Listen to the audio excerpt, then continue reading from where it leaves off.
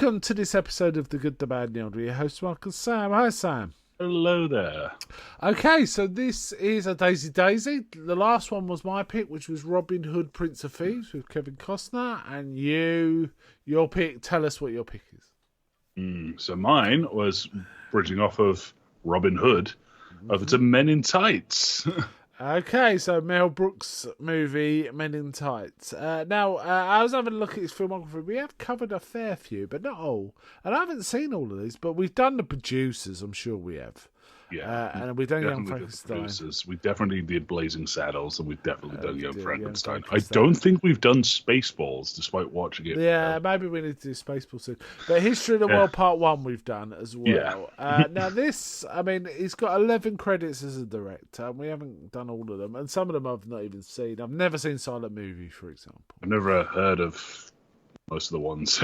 I've never seen Life Stinks. I've seen some clips, and I just doesn't look funny, so I'm not interested. But Robin Hood Men in Tights was the second to last movie he directed. The last one was Dracula Dead and Loving It, which is not that funny, but there is one or two scenes that are hilarious. Having said that, so Robin Hood Men in Tights. So your pick. What did you think of this? I quite liked it. Like it was a mostly okay, like spoof film. Yeah, It was more. You can kind of see it as the bridge between more classical spoofy films and the more recent ones. yeah, Which like, is kind of throw in references at like you. that Spartan one. It reminded me about Yes. that. I can't remember what it's called, but Meet the yeah, Spartans. So. Meet the Spartans. Yeah, it was kind of that, But it's not bad. Let me Yeah, it's clarify. okay. It's A few okay. really good jokes.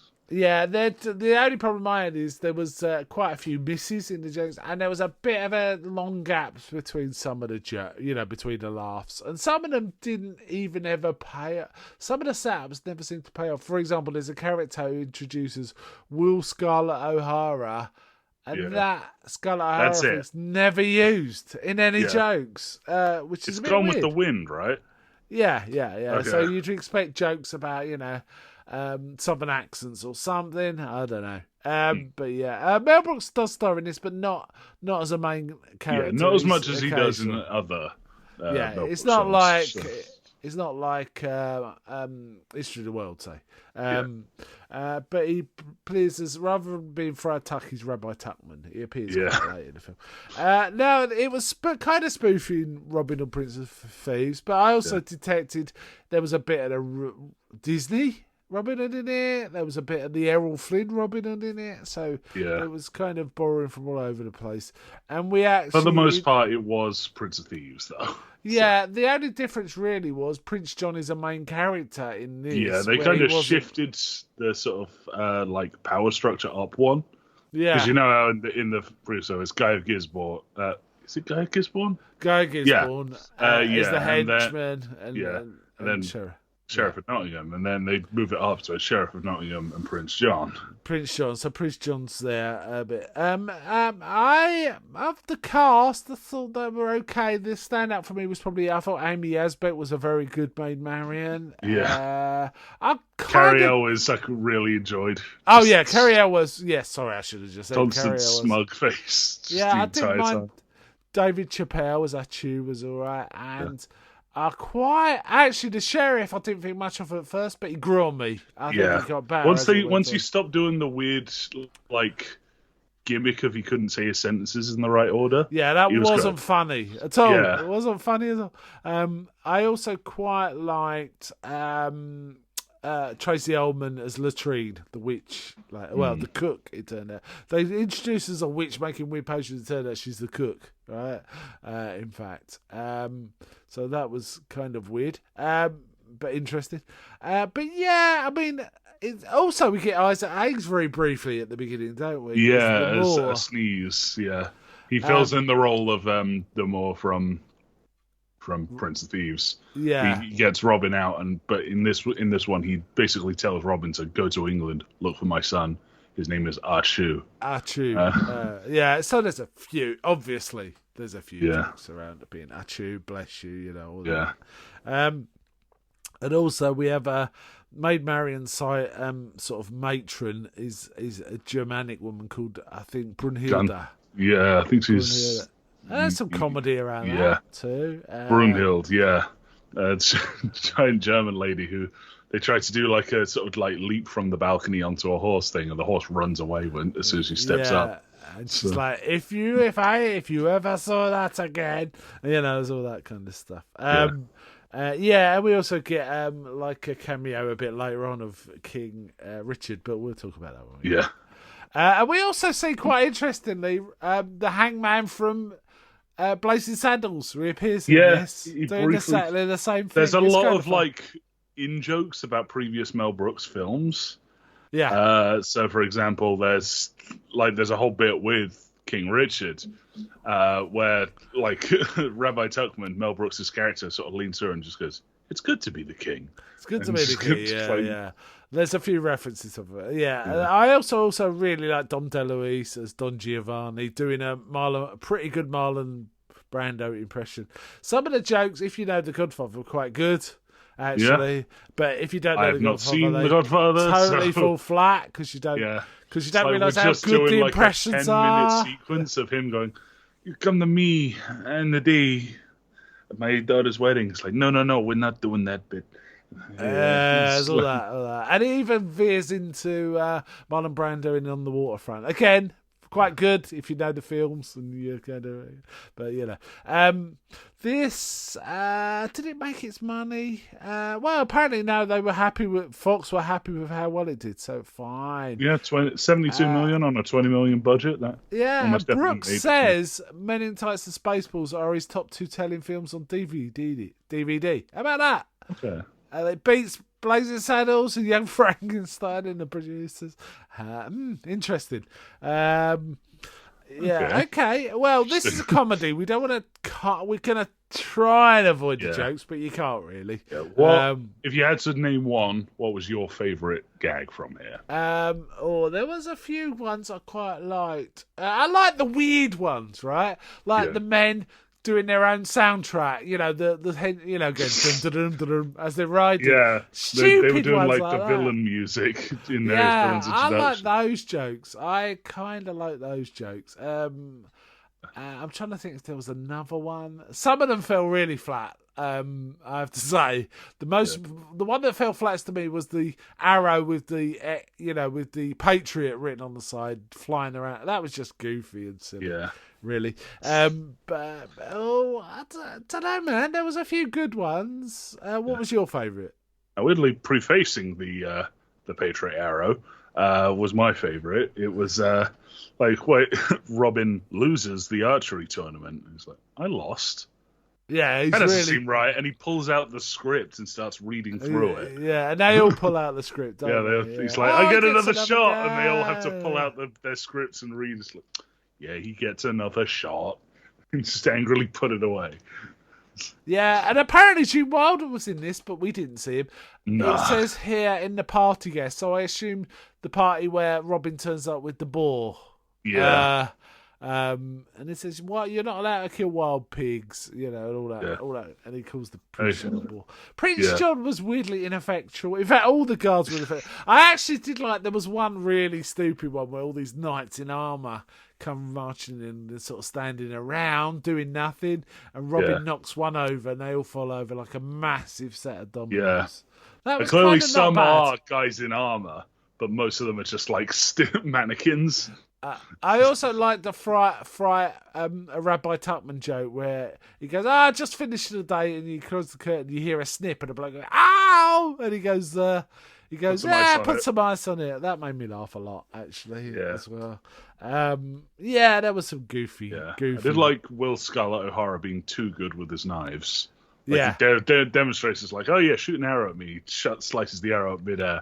And goes to put his knives away and accidentally slices his belt. His trousers just fall down. Like, I'll tell you another side gag that made me laugh. They were in the middle of a massive sword fight, and we see the blind fella blinking, fighting, and when it pans back, he's just attacking a post. Yeah. And it goes on and on, but it's funny. It's funny. Sped up, It's whittling. It is quite funny. Actually, I have to say, some of the sword fighting this was pretty good. Yeah, well, some of it was terrible, but actually, always just like famous for being in one of the greatest sword fights put to film. Yeah, so that's true. Yeah. But there is a final fight between the sheriff and Robin that's actually pretty damn good. I also like the woman that Latrine lusted after the sheriff of Nottingham. And he's got the weird cutout that keeps like getting weird, like more and more grossed out. Yeah, and at one point Latrine's going to King Prince John. I want a date with him, and he goes, well, we could get him drunk, and then he looks at her a bit more, and she's pulling a weird face. He goes, really drunk, and that repeats a few times. That's a funny gag. Gag. And there's also the gag about the mole moving around Prince John's face. Wasn't your mole on the other side? It was like, it's a callback to the hump, Young Frankenstein, is the hump, and then Prince John goes, I have a mole? I've got a mole. That was kind of fun. I mean, some of the characters were a bit goof. The act. The act. It wasn't great. They weren't really comedy actors. I don't think, like Little John and things like that. Little John was. He was okay when they were doing the actual funny comedy stuff.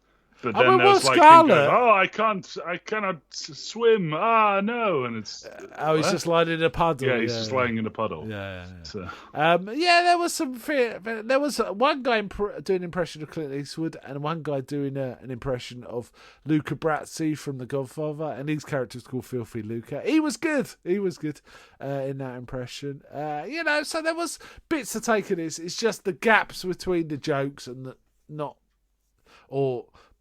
jokes that missed and the jokes that hit. There were long gaps sometimes, but it was fun and passable, and I had a reasonably good time. Cary Elwes is always great when he's on screen. That really worked. And I as I say, I really like Amy Asbat has made Marion with her chastity belt. And there was a whole thing about the man I marry will have the key and all of this. And Robin has a key, but it turns out it doesn't fit at the end, right? It's kind of goofy. And also, it's also a semi-musical. There's like 4 musical numbers. There's a rap, isn't there? There's a rap. The intro. There's like a rap introduction, which is pretty naff. I have to say. We got Men in Tights. Yeah, there's Men in Tights, which is very, very Monty Python. And we've also got a couple of ballads from Robin and Marion, respectively. Which seemed to be serious as well. Yeah, they were serious songs, but it was more what was going on around them while they were doing that was the big joke. Yeah. There was a lot of business in the background, wasn't there, going on all the time? Yes. Like when Robin's singing his ballad, all the merry men are like sort of stacked up around the corner, and they start like popping popcorn on a skewer, so it's just like a popcorn on the cob. And they're eating that and they're cheering along whenever like starts singing. So it was okay. How would you rate it in terms of the Mel Brooks comedies you've seen? In terms of them, I'd say it's worse than Spaceballs Blazing Saddles. Yeah. I'd put it above Producers. I wasn't that much of a fan. Really? I love the Producers. Oh, man. Okay, fair enough. And History of the World is kind of a difficult one because it's a sketch show, basically. Yeah, I think it's bits more of it consistent. that I rate higher. Bits of it that I rate lower. So. Yeah, I'd say in terms of consistently funny, History of the World's funnier than this. More consistently funny. Yeah, I do kind of want to see Dracula Dead and Loving It. I'll tell you what, like I say, it's a bit like this in terms of hit and miss, but there is one scene that just, honestly, almost I can't stop laughing when it's happening. It's one of those. Though Leslie Nielsen is always good value. It's a bit like Cary Elwes, right? Yeah. It's always good value. So maybe we'll give Dracula Dead and Loving It a go. This also got me juiced to watch Spaceballs again sometime. Yeah, I kind of want to watch Spaceballs again. Spaceballs is a lot of fun. You know what?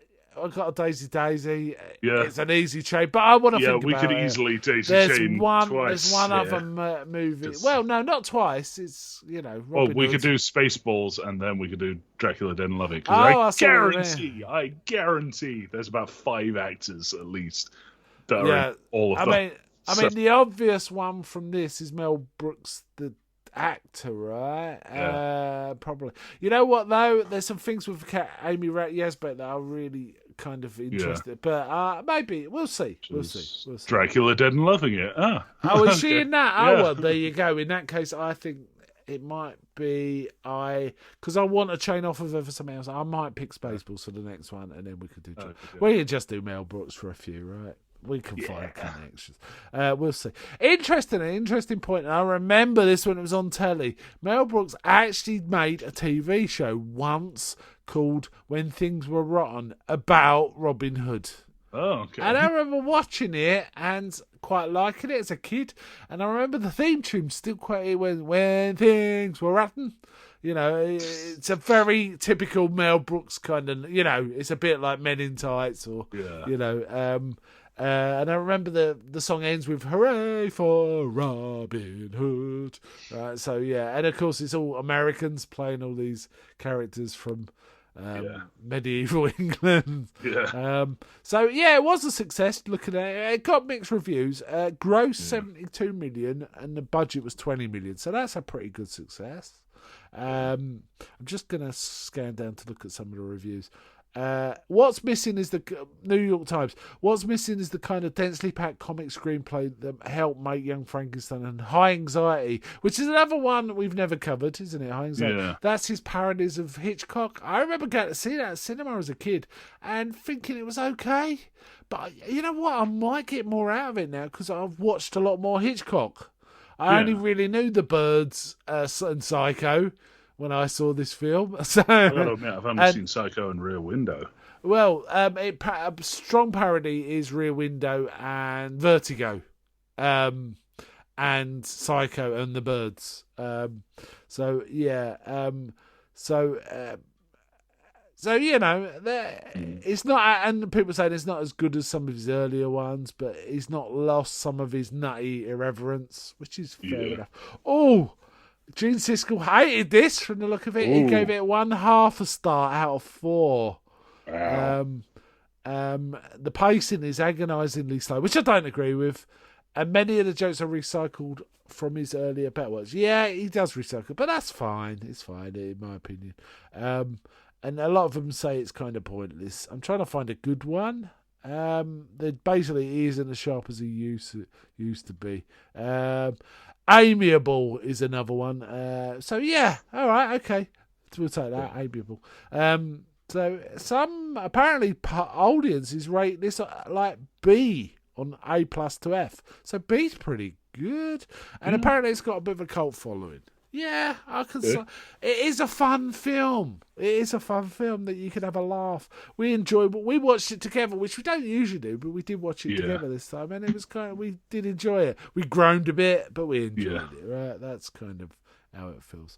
David Chappelle was okay, bit underused. In my opinion, a little underused. Yeah. And there was some setups on names that were like just there for one gag. This may have been like Dave Chappelle's first film or something. He was very young. He co-wrote it as well. So he's responsible for the joke density, I'd say, somewhat, as well as Mel Brooks. It needed a few goes through the comedy ringer, I think, a bit of sharper writing. But it was okay. I thought, wow, this looks like it's filmed in England when it started because they had lush green trees. But the more you went on, you realised, that's California. I looked at it. You could tell from the vegetation on the hills. It was like, that's not England. Yeah. Definitely not. But there was some, and I mean, they were really pushing some of the accents as well, has to be said. Of course, Cary Elwes was peerless, of course. Yeah. And they even made a joke about it. Honestly, I was expecting more gags about that, but there was only the one, which is very restrained of Mel Brooks, frankly. And there was like one joke where one of the blind guy was called Blinken, and Achu went, "Hey, Blinken," and he goes, "Did you call me Abe Lincoln?" Which is fine, but this is set in medieval England, so okay. The rapping was probably the cringiest bit for me, frankly. I did like how they started going into a "Hey nonny nonny" in the middle of the raps. That did make me laugh a bit. But yeah. Okay. I haven't really got much else to say about this. It's a very lightweight comedy, really. So this is one of our shortest recordings for this. Yeah, I've got to be honest, 20 minutes, not great. It was good to see Mel Brooks as Friar Tuckman. Yeah. I'm trying to think if there was any other. There was the usual comedy stuff of Latrine praying for the sheriff and him doing an accidental. He was demonstrating a catapult, sitting on it, and said, "If you press that button, sire, it throws things." And of course, Prince John presses it. And we got to mention Patrick Stewart turns up as as Prince King Richard and starts doing a weird Scottish accent. Yeah. And then says, I haven't kissed the bride, which is straight from Prince of Thieves, isn't it? Yeah. He interrupts the wedding to sort of say, I've done. And then he properly kisses her. I mean, it's a proper. This is where we get it's good to be king. It's good to be the king. And then Robin and Marion marry. And then he can't open the chastity belt on the wedding night. Yeah. So he's calling. This is over the credits. He's like, give me a blacksmith. Locksmith. And there's like a general call for locksmiths everywhere. I liked Amy Asbeck in this. I thought she was good. She also looked quite a lot like Mario Mastrantoni, who played, Maid Marian in the Costner movie. So, honestly, all right. How would you rate it in Robin Hood films? Better than Prince of Thieves? Worse? What you? Well, I had a lot more fun watching this because Prince of Thieves is as adventurous as it is. It's kind of dour. I liked Prince of Thieves. I think this is a better film than Russell Crowe's Robin Hood, though. That was okay in places, but it got goofy at the end, didn't it? How do you make a Robin Hood film with only 2 trick shots that are both in the last 5 minutes of the film? Indeed. That was it. That's finding that film. So, as Daisy Geezer goes, this one was watchable. I don't think I'm going to rush to watch it again, but you know what? It was kind of fun. It's kind of a family film where everyone can have a laugh, isn't it? That's kind of how I'd describe this. It was pretty much it was that kind of film. To me, it was the worst of the Mel Brooks films I've seen. I actually like Dracula Dead and Loving a little more than this, but they're on a par, and all the others I like way better than this. That's how I'm gonna put it, I think. Okay, should we wind it up there? Okay. All right then. So bye from me. Bye.